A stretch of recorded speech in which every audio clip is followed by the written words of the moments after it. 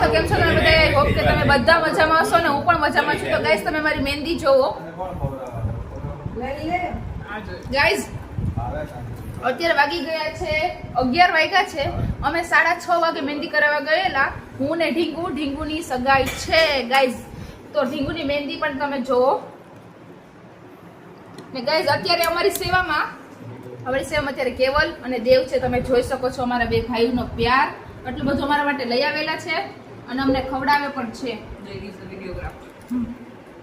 Guys દેવને મેં કીધું કે તું 2 મિનિટ મારો કેમેરામેન બની જા, પછી તું પણ ખાશે ને મને પણ ખવડાવશે.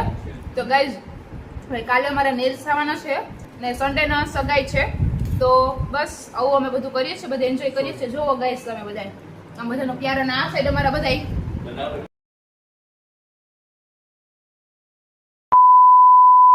ગાઈઝ. તો તમે જોઈ શકો છો અત્યારે મારી મહેંદીનો કલર કેટલો મસ્ત આવી ગયો છે.